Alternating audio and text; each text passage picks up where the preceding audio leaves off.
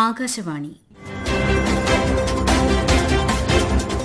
തിരുവനന്തപുരം പ്രാദേശിക വാർത്താ വിഭാഗത്തിന്റെ സ്പോട്ട്ലൈറ്റ് പരിപാടിയിലേക്ക് സ്വാഗതം. ലോകത്തിലെ ഏറ്റവും വലിയ റെയിൽവേ ശൃംഖലകളിൽ ഒന്നാണ് ഇന്ത്യൻ റെയിൽവേ. 140 കോടിയിലധികം ജനസംഖ്യയുള്ള രാജ്യത്തിന്റെ എല്ലാ ഭാഗങ്ങളെയും ബന്ധിപ്പിക്കുന്ന റെയിൽവേ ഒരു ഗതാഗത മാർഗം മാത്രമല്ല, മറിച്ച് ഇന്ത്യൻ സമ്പദ് വ്യവസ്ഥയുടെ ജീവനാഡി കൂടിയാണ്. താങ്ങാനാവുന്നതും വിശ്വസനീയവുമായ യാത്രാമാർഗമെന്ന നിലയിൽ സാധാരണക്കാർ ഏറ്റവും അധികം ഉപയോഗിക്കുന്ന പൊതുഗതാഗത സംവിധാനമാണ് റെയിൽവേ. വിമാനയാത്രയേക്കാൾ നിരക്ക് കുറഞ്ഞതും പല സന്ദർഭങ്ങളിലും റോഡ് യാത്രയേക്കാൾ സുരക്ഷിതവുമാണ് ട്രെയിൻ യാത്ര. റോഡ് ഗതാഗത സംവിധാനം കഴിഞ്ഞാൽ വ്യവസായികളും കർഷകരും ഉൾപ്പെടെ ചരക്കു നീക്കത്തിന് ആശ്രയിക്കുന്നതും റെയിൽവേയെ തന്നെയാണ്. അതിനാൽ തന്നെ റെയിൽവേയുടെ വികസനം വ്യവസായ വിനോദസഞ്ചാര തൊഴിൽ രംഗങ്ങളുടെ വളർച്ചയ്ക്കും ഉത്തേജനം പകരുന്നു. കഴിഞ്ഞ ഏതാനും വർഷങ്ങൾക്കിടെ ആധുനികവൽക്കരണത്തിലൂടെയും വൈദ്യുതീകരണത്തിലൂടെയും അടിസ്ഥാന സൌകര്യ വികസനത്തിൽ ഇന്ത്യൻ റെയിൽവേ ഗണ്യമായ പുരോഗതിയാണ് കൈവരിച്ചിട്ടുള്ളത്. ഇതിനോടകം രാജ്യത്തെ 14-ലധികം റെയിൽവേ സോണുകൾ പൂർണ്ണമായും വൈദ്യുതീകരിച്ചിട്ടുണ്ട്. ഈ സോണുകളിൽ ട്രെയിനുകൾ പൂർണ്ണമായും വൈദ്യുതിയിൽ പ്രവർത്തിക്കുന്നവയാണ്. കൽക്കരി ഡീസൽ എഞ്ചിനുകളിൽ നിന്ന് ഇലക്ട്രിക് എഞ്ചിനുകളിലേക്കുള്ള മാറ്റം വലിയ അളവിൽ ഇന്ധനം ലാഭിക്കാനും മലിനീകരണം കുറയ്ക്കാനും സഹായിക്കുന്നു. ഗതാഗതത്തിനായുള്ള വൈദ്യുതി ഉൽപ്പാദിപ്പിക്കുന്നതിന് സൌരോർജ്ജവും കാറ്റാടി ഊർജ്ജവും ഉപയോഗപ്പെടുത്തുന്നുണ്ട്. ശുദ്ധമായ ഊർജ്ജത്തിനും സുസ്ഥിരതയ്ക്കുമായുള്ള കേന്ദ്ര സർക്കാരിന്റെ പ്രതിബദ്ധതയുടെ വ്യക്തമായ ഉദാഹരണമാണ് ഇത്. രാജ്യത്തെ റെയിൽ ഗതാഗത സംവിധാനത്തെ ആധുനികവും സുരക്ഷിതവും വേഗതയേറിയതും പരിസ്ഥിതി സൌഹൃദവുമാക്കാൻ നിരവധി പദ്ധതികൾക്കും കേന്ദ്ര സർക്കാർ തുടക്കം കുറിച്ചിട്ടുണ്ട്. അത്തരത്തിൽ റെയിൽവേ യാത്രയിൽ സുരക്ഷ വർദ്ധിപ്പിക്കാൻ ആവിഷ്കരിച്ച സുരക്ഷാ സംവിധാനമാണ് കവച്. ഒരേ പാതയിൽ ഓടിയെത്തുന്ന 2 ട്രെയിനുകൾ തമ്മിൽ കൂട്ടിയിടി ഒഴിവാക്കുന്ന സുരക്ഷാ സംവിധാനമാണ് ഇത്. ട്രെയിൻ യാത്രകൾ എങ്ങനെ സുരക്ഷിതമാക്കാം എന്ന ആശയത്തിൽ ഇന്ത്യൻ റെയിൽവേയുടെ കീഴിൽ ലക്നൌവിൽ പ്രവർത്തിക്കുന്ന RDSO എന്ന ഗവേഷണ സ്ഥാപനമാണ് കവച് പദ്ധതി വികസിപ്പിച്ചത്. റേഡിയോ ഫ്രീക്വൻസി അധിഷ്ഠിതമായി പ്രവർത്തിക്കുന്ന കവച് ലോക്കോ പൈലറ്റുമാർക്ക് സിഗ്നൽ സംബന്ധിച്ച് മുന്നറിയിപ്പ് നൽകും. ചുവന്ന സിഗ്നൽ തെറ്റായി മറികടന്നാൽ ഓട്ടോമാറ്റിക് ബ്രേക്ക് പ്രവർത്തിച്ച് ട്രെയിൻ നിൽക്കും. GPS, റേഡിയോ ടെക്നോളജി എന്നിവ വഴിയാണ് ഇത് സാധ്യമാവുക. പാളത്തിലെ പ്രശ്നങ്ങൾ, അമിതവേഗം, അപകട സിഗ്നൽ കടന്ന് വണ്ടി മുന്നോട്ടു പോവുക എന്നിവയിലടക്കം കവച് സംവിധാനം മുന്നറിയിപ്പ് നൽകും. കവച് സംവിധാനം നടപ്പിലാക്കുന്നതിൽ കേന്ദ്രം സ്വീകരിച്ച നടപടികളെക്കുറിച്ച് സുപ്രീം കോടതി അഭിനന്ദിക്കുകയും ചെയ്തിരുന്നു. കഴിഞ്ഞ 11 വർഷത്തിനിടെ രാജ്യത്താകമാനം 34,000 കിലോമീറ്റർ പുതിയ റെയിൽവേ ട്രാക്കുകൾ സ്ഥാപിച്ചിട്ടുണ്ട്. റെയിൽ ഗതാഗതത്തിലെ വികസനത്തിനായി വ്യക്തമായ കാഴ്ചപ്പാടോടുകൂടിയാണ് കേന്ദ്ര സർക്കാർ പ്രവർത്തിക്കുന്നതെന്ന് കേന്ദ്ര റെയിൽവേ മന്ത്രി അശ്വിനി വൈഷ്ണവ് പറഞ്ഞു. കേരളത്തിലെ മുഴുവൻ റെയിൽ ശൃംഖലകളുടെയും DPR തയ്യാറാക്കൽ കേന്ദ്ര സർക്കാർ ഏറ്റെടുത്തതായും അദ്ദേഹം വ്യക്തമാക്കി. ഷൊർണൂർ മംഗളൂരു, ഷൊർണൂർ കോയമ്പത്തൂർ, എറണാകുളം കായംകുളം ഉൾപ്പെടെ വിവിധ റെയിൽ ലൈനുകളുടെ DPRകളും ഇവയിൽ ഉൾപ്പെടുന്നു. യാത്രക്കാരുടെ വർദ്ധിച്ചുവരുന്ന ആവശ്യം പരിഗണിച്ച് നിലമ്പൂർ കോട്ടയം എക്സ്പ്രസിൽ കോച്ചുകളുടെ എണ്ണം 12-ൽ നിന്ന് 14-ആയി വർദ്ധിപ്പിച്ചതായും കേന്ദ്രമന്ത്രി അറിയിച്ചു. शताब्दी और राजधानी इंट्रोड्यूस हुई थी, जितने समय में देश के सारे राज्यों को कवर किया गया, अगर उस समय को कंपेयर करें, करीब 2 दशक से अधिक समय लगा था. आज प्रधानमंत्री जी ने वंदे भारत जब इंट्रोड्यूस की, 3 साल के शॉर्ट टाइम फ्रेम में देश के सारे राज्यों को कवर किया. 144 सर्विसेज आज वंदे भारत की चल रही है और देश भर से इसका बहुत अच्छा फीडबैक आता है. एक और वंदे भारत की डिमांड की है, देश भर से उसका डिमांड आता है. അമൃത് ഭാരത് സ്റ്റേഷൻ പദ്ധതിയുടെ കീഴിൽ പഴയ റെയിൽവേ സ്റ്റേഷനുകൾ പുനർവികസനം ചെയ്യുന്ന പദ്ധതികൾക്കും കേന്ദ്ര സർക്കാർ തുടക്കം കുറിച്ചിട്ടുണ്ട്.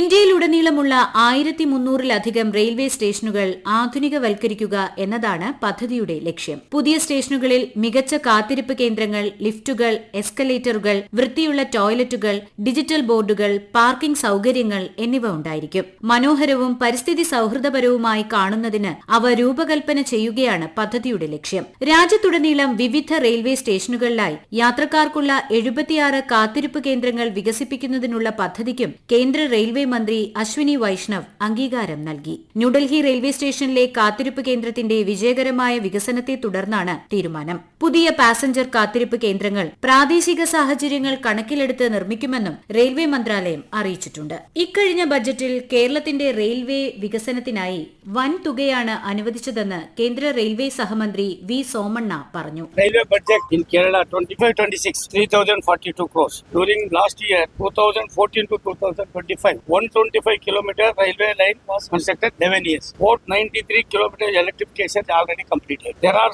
8 railway projects, new tracks costing about 12,350 crores progress in Kerala. Vande Bharat Express, Kasaragod, Thiruvananthapuram, Mangalore, Thiruvananthapuram. 35 railway stations are being redeveloped under Jammu station, cost of 2,560 crores.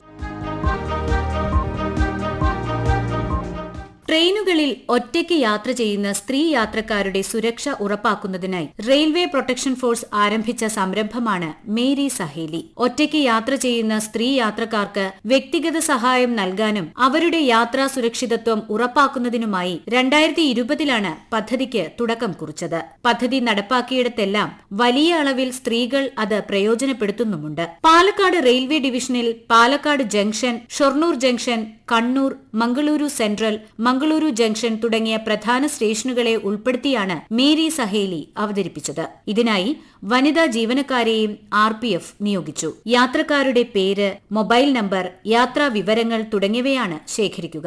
യാത്രക്കിടയിൽ വ്യക്തിപരമായി സഹായം നൽകുകയും പരാതികൾ പരിഹരിക്കുകയുമാണ് ജീവനക്കാരുടെ ചുമതല. അനിഷ്ട സംഭവങ്ങളും സാധനങ്ങൾ നഷ്ടപ്പെടുന്നതും തടയുന്നതിനുള്ള മുൻകരുതൽ നടപടികളെക്കുറിച്ചുള്ള ബോധവൽക്കരണം, പരാതികൾ രജിസ്റ്റർ ചെയ്യാനോ സഹായം തേടാനോ 139 എന്ന ഹെൽപ്പ് ലൈൻ നമ്പർ ഉൾപ്പെടെയുള്ള വിവരങ്ങളും യാത്രക്കാർക്ക് നൽകും. യാത്രക്കിടയിൽ ഉണ്ടാകുന്ന പ്രതികൂല സാഹചര്യങ്ങളെ ആത്മവിശ്വാസത്തോടെ നേരിടാൻ ഇത് സ്ത്രീ യാത്രക്കാരെ സഹായിക്കും. പദ്ധതി നിലവിൽ കൂടുതൽ ഇടങ്ങളിലേക്ക് വ്യാപിപ്പിക്കുന്നതിനുള്ള നടപടിക്രമങ്ങളും പുരോഗമിക്കുകയാണ്. ഇക്കഴിഞ്ഞ നവംബർ 2 തിരുവനന്തപുരം വർക്കലയിൽ ഓടിക്കൊണ്ടിരിക്കുന്ന ട്രെയിനിൽ നിന്ന് യുവതിയെ തള്ളിയിട്ട ദൌർഭാഗ്യകരമായ സംഭവവും മേരി സഹേലി പോലുള്ള ഊർജിത സ്ത്രീ സുരക്ഷാ സംവിധാനങ്ങളുടെ ആവശ്യകത ചൂണ്ടിക്കാട്ടുന്നതാണ്. സംഭവത്തെ തുടർന്ന് ട്രെയിനുകളിലും പ്ലാറ്റ്ഫോമുകളിലും പരിശോധന ശക്തമാക്കാൻ റെയിൽവേ സുരക്ഷാ സേനയും കേരള റെയിൽവേ പോലീസും ചേർന്ന് നടപടികൾ തുടങ്ങിയതായി തിരുവനന്തപുരം ഡിവിഷൻ അധികൃതർ അറിയിച്ചിട്ടുണ്ട്. ഓരോ ട്രെയിനിലെയും സാഹചര്യം വിലയിരുത്തി സുരക്ഷ വർദ്ധിപ്പിക്കും. എസ്കോർട്ട് ഡ്യൂട്ടി കാര്യക്ഷമമാണോ എന്ന് RPF ഇൻസ്പെക്ടർമാർ പരിശോധിക്കും. RPF ഇന്റലിജൻസ് വിഭാഗം മറ്റ് ഇന്റലിജൻസ് ഏജൻസികളുമായി സഹകരിച്ച് കുറ്റകൃത്യങ്ങൾ തടയും. മേരി സഹേലി ടീം വനിതാ യാത്രക്കാരുമായി സംസാരിക്കുകയും വേണ്ട മാർഗനിർദ്ദേശങ്ങൾ നൽകുകയും ചെയ്യുന്നുണ്ട്. RPF കൺട്രോൾ റൂം രാത്രികാല ട്രെയിൻ സർവീസുകളിൽ കൂടുതൽ ശ്രദ്ധിക്കുകയും കേരള റെയിൽവേ പോലീസും ഫീൽഡ് യൂണിറ്റുകളുമായി ചേർന്ന് സുരക്ഷ ഉറപ്പാക്കുകയും ചെയ്യും. അനധികൃത യാത്രക്കാർക്കെതിരെയും വാതിൽപ്പടിയിൽ യാത്ര ചെയ്യുന്നവർക്കെതിരെയും നടപടിയെടുക്കും. യാത്രക്കിടയിൽ അസ്വാഭാവികമായി ആളുകൾ പെരുമാറുന്നത് ശ്രദ്ധയിൽപ്പെട്ടാൽ യാത്രക്കാർക്ക് 139 വിവരം നൽകാമെന്നും അധികൃതർ അറിയിച്ചു. ഇതുകൂടാതെ വർക്കലയിൽ മദ്യപന്റെ ആക്രമണത്തിനിടെ കേരള എക്സ്പ്രസിൽ നിന്ന് പെൺകുട്ടി പുറത്തേക്ക് വീണ സംഭവത്തിന് പിന്നാലെ സുരക്ഷ ഉറപ്പാക്കുന്നതിനായി ഓപ്പറേഷൻ രക്ഷിത പദ്ധതി നടപ്പാക്കുകയാണ് കേരള പോലീസ്. റെയിൽവേ പ്രൊട്ടക്ഷൻ ഫോഴ്സുമായി സഹകരിച്ച് നടപ്പാക്കുന്ന പദ്ധതിയുടെ ഭാഗമായി സഞ്ചരിക്കുന്ന ട്രെയിനുകളിലും പ്ലാറ്റ്ഫോമുകളിലും പട്രോളിംഗും സ്ത്രീകൾ കൂടുതലായുള്ള കമ്പാർട്ട്മെന്റുകളിൽ പ്രത്യേക പരിശോധനയും നടത്തും. തിരുവനന്തപുരം, എറണാകുളം, പാലക്കാട്, കോഴിക്കോട് എന്നിങ്ങനെ 4 മേഖലകളിലായി തിരിച്ച് റെയിൽവേ ഡിവൈഎസ്പിമാരുടെ മേൽനോട്ടത്തിൽ വനിതാ പോലീസ് സേനാംഗങ്ങളെ ഉൾപ്പെടുത്തിയാണ് ഓപ്പറേഷൻ രക്ഷിത നടപ്പാക്കുക. മദ്യപിച്ച് യാത്ര ചെയ്യുന്നവരെ കണ്ടെത്തുന്നതിനായി റെയിൽവേ സ്റ്റേഷനുകളിൽ ആൽക്കോമീറ്റർ പരിശോധന ഇതിനോടകം ആരംഭിച്ചിട്ടുണ്ട്. ട്രെയിൻ യാത്രയിൽ സുരക്ഷാ നടപടികൾ കൂടുതൽ കർശനമാക്കുന്നത് സ്ത്രീകൾക്ക് ഏറെ ഗുണം ചെയ്യുമെന്ന് യാത്രക്കാരിയായ ലൈല വി പറയുന്നു. ഞാൻ വർഷങ്ങളായി ട്രെയിനിലാണ് യാത്ര ചെയ്യുന്നത്. ട്രെയിനിലെ യാത്ര സമയലാഭവും സാമ്പത്തിക ലാഭവുമാണ്. പെട്ടെന്നും സുരക്ഷിതവുമായി എത്താൻ പറ്റും. സീറ്റ് കിട്ടിയില്ലെങ്കിൽ പോലും ബസ്സിനെ അപേക്ഷിച്ച് ട്രെയിൻ യാത്ര ബുദ്ധിമുട്ട് കുറഞ്ഞതാണ്. സേഫ്റ്റി ഉണ്ടെങ്കിലും ട്രെയിനിൽ സ്ത്രീകൾക്കുള്ള സുരക്ഷ മെച്ചപ്പെടുത്താൻ റെയിൽവേക്ക് ഇനിയും സാധിക്കുമെന്നാണ് കരുതുന്നത്. സുരക്ഷിതമായി യാത്ര കൂടുതലും ഗുണം ചെയ്യുക എന്നെ പോലുള്ള സ്ത്രീകൾക്കാണ്. ട്രെയിനുകളിലെ സുരക്ഷാ സംവിധാനങ്ങൾ കൂടുതൽ മെച്ചപ്പെടുത്തുന്നത് വനിതാ യാത്രക്കാരുടെ ആത്മവിശ്വാസം വർദ്ധിപ്പിക്കുമെന്ന് യാത്രക്കാരിയായ സീതാലക്ഷ്മിയും അഭിപ്രായപ്പെട്ടു. ഞാൻ ഒരു സ്ഥിരം ട്രെയിൻ യാത്രക്കാരിയാണ്. ഏറ്റവും ഫീസിബിൾ ആയിട്ട് പോയി വരാൻ സാധിക്കുന്ന, ജോലിക്കൊക്കെ പോയി വരാൻ സാധിക്കുന്ന ഒരു മാധ്യമമാണ് ട്രെയിൻ എന്ന് പറയുന്നത്. സാധാരണക്കാർക്ക് ഏറ്റവും നല്ലൊരു ആശ്രയമാണ്. നല്ല സുഖകരമായ യാത്രാക്ഷീണമൊന്നും നമുക്ക് തോന്നുന്നില്ല. ഇപ്പോൾ ഒരുപാട് ഫെസിലിറ്റീസ് നമ്മുടെ റെയിൽവേ സ്റ്റേഷനുകളായാലും എല്ലാം ഒരു മികച്ച അടിസ്ഥാന സൗകര്യങ്ങൾ നമുക്ക് ലഭ്യമാക്കിയിട്ടുണ്ട്. പക്ഷേ ഈ സുരക്ഷയുടെ കാര്യത്തിൽ അത് കുറച്ചും കൂടി കൂട്ടണം എന്നാണ് എൻ്റെ ഒരു അഭിപ്രായം. കാരണം നമ്മൾ പലപ്പോഴും ചർച്ചയിൽ വരാറുണ്ട് ഈ ലേഡീസ് കോച്ചൊക്കെ നടുക്കിലേക്ക് കൊണ്ടുവരണം, കൂടുതൽ സുരക്ഷ വർദ്ധിപ്പിക്കണം എന്നുള്ളത്. പക്ഷെ ഇപ്പോഴും പഴയ രീതിയിൽ തന്നെയാണ്. ഏറ്റവും ലാസ്റ്റൊക്കെയാണ് ലേഡീസ് കോച്ച് വരിക. അപ്പോൾ രാത്രിയുള്ള യാത്രയിലൊക്കെ സ്ത്രീകൾക്ക് എപ്പോഴും പേടിച്ചിട്ട് പോകുന്ന ഒരു അവസ്ഥ ചിലപ്പോൾ ഉണ്ടാകാറുണ്ട്. അപ്പോൾ സുരക്ഷ കൂടി കൂടുതൽ മെച്ചപ്പെടുത്തി കഴിഞ്ഞാൽ ഏറ്റവും കംഫർട്ടബിൾ ആയിട്ടുള്ള ഒരു യാത്ര ട്രെയിൻ തന്നെയാണ്. അത് ഒരുപാട് പേർക്ക് പ്രയോജനം ചെയ്യുന്നതായിരിക്കും.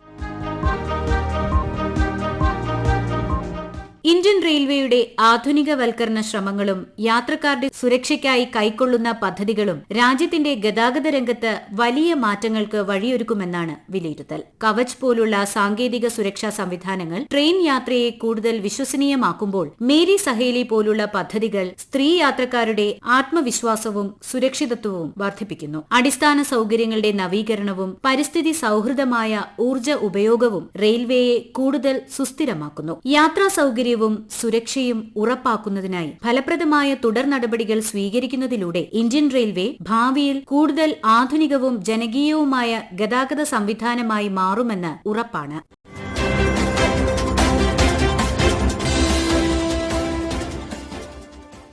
ആകാശവാണി തിരുവനന്തപുരം പ്രാദേശിക വാർത്താ വിഭാഗം അവതരിപ്പിച്ച സ്പോട്ട്ലൈറ്റ് പരിപാടി ഇവിടെ അവസാനിക്കുന്നു. ഏകോപനം ലെമി ജി നായർ. തയ്യാറാക്കിയത് സുദിൻ സൈനുദ്ദീൻ. അവതരണം സോഫിയ ഡാനിയൽ.